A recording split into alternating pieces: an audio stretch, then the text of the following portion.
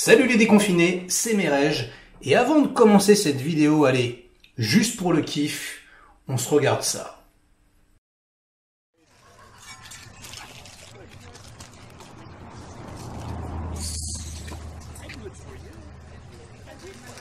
That's good. Maybe you could practice in front of a mirror or something. Alors attention, hein, calmez-vous dans les commentaires, je ne viens pas dézinguer toute la saga Terminator. Hein. D'ailleurs, pour moi, Terminator 1 et Terminator 2 sont des chefs-d'œuvre, hein, comme ça c'est dit. Mais c'est juste que, ouais, ce sont des films qui ne sont pas exempts de défauts, hein. C'est le moins qu'on puisse dire. Et même les deux premiers, si on commence un petit peu à réfléchir, voilà, au scénario, hein, comme souvent avec les voyages dans le temps, il y a d'énormes problèmes de cohérence. Eh bien, dans Terminator, ouais, il y en a. Alors, on va y venir tout de suite.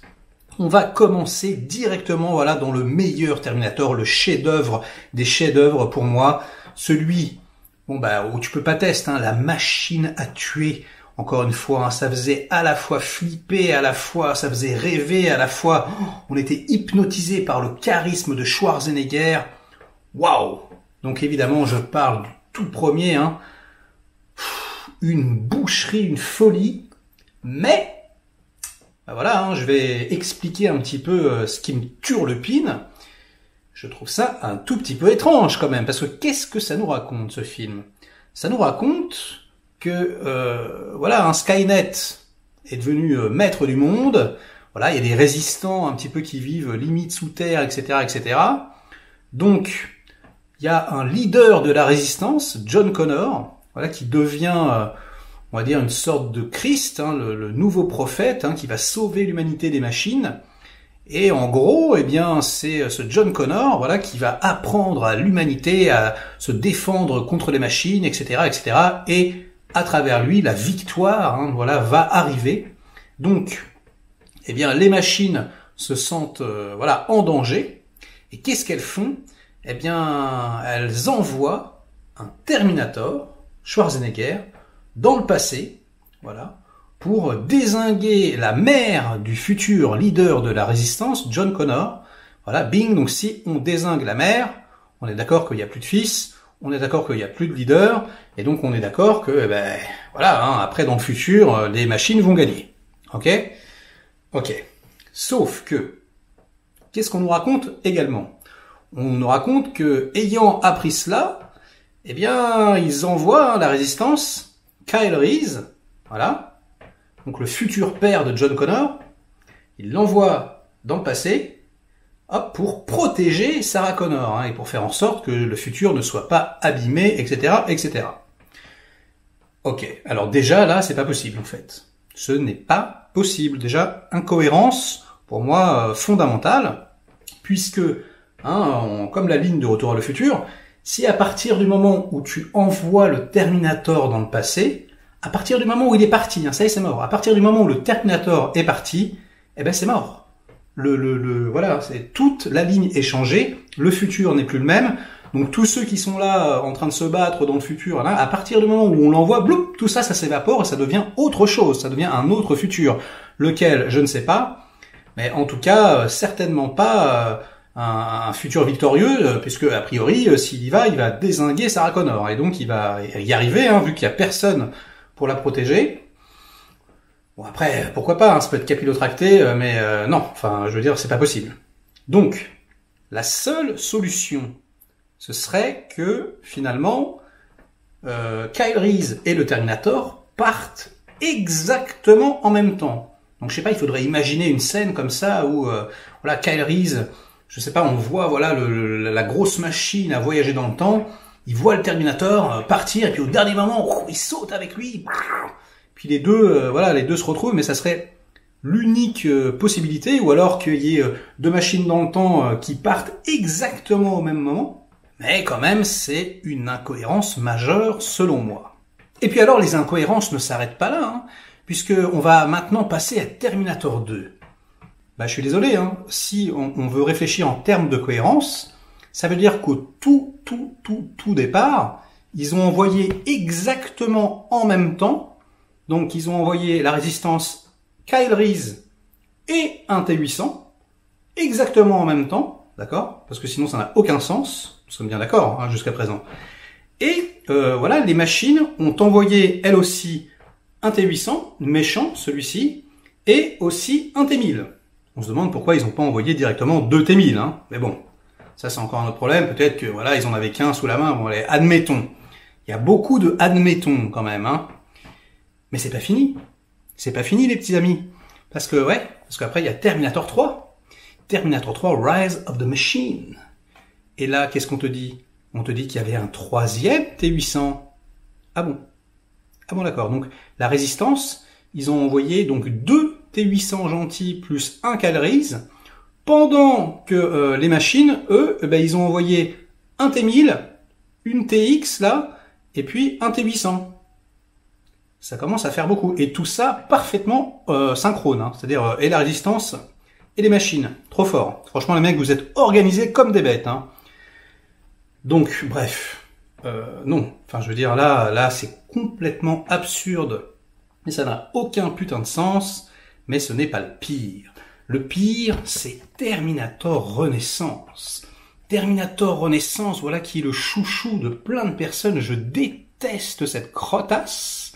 Vraiment, ce n'est pas possible. Alors, Terminator Renaissance, c'est la folie. Alors, Terminator Renaissance, ça commence par, oui, les machines ont une liste d'humains à tuer en priorité. Et le premier sur cette liste est John Connor? Eh bien non. Non. Le premier sur cette liste est Kyle Reese. What? Kyle Reese? Mais comment ils savent? Déjà, comment ils savent que Kyle Reese, c'est le père de John Connor? Déjà, absurde. Bon. Dans le film, après, il y a une petite bébarre pour essayer de te faire gober le truc, hein, avec Marcus, parce qu'il a des caméras dans les yeux. Mais bon, bref, ça n'a aucun putain de sens. Ok? Admettons. Admettons qu'il l'ait su, bon, pourquoi pas. Allez, je vais être gentil, on va admettre. Le deuxième, c'est John Connor. Ok, donc on est bien d'accord que le premier sur la top liste, c'est Kyle Reese. D'accord? Qu'est-ce qui se passe dans le film? Qu'est-ce qui se passe dans le film? Parce que le scénario, mais c'est le pire scénario de la Terre, hein. Bon alors déjà, les gros robots immenses qu'on n'entend pas arriver à des kilomètres alors que dès qu'ils posent un pied, enfin bref, il y a des problèmes de cohérence à toutes les pages. Ça, c'est une première chose. Mais ensuite, on te présente le personnage de Kyle Reese, d'accord? On te dit, salut, c'est Kyle Reese. Tu fais, ah bon? D'accord, très bien. Il se fait capturer par les machines. Un scan confirme vraiment l'identité. Voilà, donc cible prioritaire, Kyle Reese. Et là, qu'est-ce qu'on fait? Logiquement, qu'est-ce qu'on fait? Mais on lui colle une bastos dans la tête, instantanément. Parce que si on colle une bastos dans la tête de Kyle Reese, eh ben, il n'y a plus de fils, il n'y a plus de John Connor, il n'y a plus de leader de la résistance, et voilà, et ils ont gagné instantanément. Ils ont même plus besoin, j'ai envie de dire, d'aller dans le passé ou de faire joujou avec des voyages dans le temps. Il suffit de coller une bastos dans la tête de Kyle Reese, et ils ont réussi le futur, mais instantanément transformé, enfin, leur présent, pour le coup, et voilà, et ils ont gagné. Eh ben non, ils font pas ça. Non, ils vont capturer Kyle Reese, et après ils vont le mettre voilà, dans un enclos pour appâter John Connor. Mais non mais ça ne sert à rien. On est bien d'accord que ça ne sert à rien. C'est complètement ridicule, c'est complètement stupide, nom de Dieu. Ce scénario est absurde. Autant, comme je vous ai dit, hein, sur les 3 premiers, on peut voilà extrapoler un truc, on pourrait faire un scénario comme ça, où tous en même temps ils se disent ouais, ils vont les envoyer, il faut qu'on envoie nous nos trucs en même temps. Admettons, ça serait n'importe quoi, mais on pourrait quand même essayer de faire tenir un truc. Mais alors là, c'est pas possible. Là, on touche le fond du fond. Mais alors le pire, parce qu'il y a encore pire, hein, c'est le Genesis. Ah, parce que le Genesis, alors lui, il est trop fort. Alors lui, c'est incroyable. Genesis, pour s'esquiver un peu de tous ces problèmes de ligne temporelle et tout, il te dit, ok, en fait, c'est la théorie des cordes. Donc en fait, basiquement, il te dit que quand on voyage dans le passé, au lieu de changer le passé, eh bien en fait, on crée une réalité alternative, d'accord? Et donc en fait, l'autre réalité, elle existe toujours. C'est ça la théorie des cordes, hein. What? Donc qu'est-ce que ça veut dire? Ça veut dire que quand tu envoies un Terminator dans le passé, tu changes que dalle, en fait. Juste tu crées, voilà, une ligne temporelle alternative, mais la ligne où eux ils étaient dans la merde, elle change pas. Elle reste dans la merde. Parce que sinon, ça ne serait pas la théorie des cordes. Sinon, ça serait comme dans les 4 premiers. Ça n'a aucun putain de sens, les enfants. Je tiens quand même à le préciser. Bref, c'est vraiment de la merde. Et donc, curieusement, hein, celui que tout le monde déteste le plus, sauf moi apparemment, hein, le Terminator Dark Fate. Alors ça ferait encore un T800 à envoyer en même temps. Donc en fait, ils en auront envoyé 3 ou 4. Bon, je sais pas, ça se trouve, ils en ont envoyé 10, hein, comme ça, allez. On va dire que c'est ça qui s'est passé. On va dire que, genre, il y avait une énorme machine à voyager dans le temps, et qu'ils ont parfaitement en même temps, le côté des machines, envoyé, je sais pas moi, une dizaine de T800, et puis, voilà, quelques T1000 et quelques TX, voilà. Et que la Résistance a envoyé, elle, un T800, reprogrammé pour être gentil, donc, et Kyle Reese. Et tout ça parfaitement synchrone, encore une fois. Donc c'est capillotracté, mais ça marche peut-être. Écrivez-moi le scénario dans les commentaires, ça m'intéresse. Donc finalement, moi je trouve que c'est celui-là qui est le plus cohérent, parce qu'en plus, hop, on te montre un futur alternatif. C'est vrai que même dans le 1, finalement, c'est une boucle. Le 1, il y a déjà un paradoxe. Déjà, comment est-ce que John Connor a pu naître si ils n'avaient pas envoyé avant Kyle Reese? Déjà, c'est impossible. Hein, bon, ça, c'est un autre problème de cohérence. Je l'ai même pas évoqué, mais bon, ça fait partie du charme du film, on va dire. Et donc là, au moins, ils te montrent un futur qui a changé. Ils disent pas c'est une boucle. Ils te disent, bah oui, à chaque fois qu'on envoie quelqu'un dans le passé, eh bien, ça change les choses.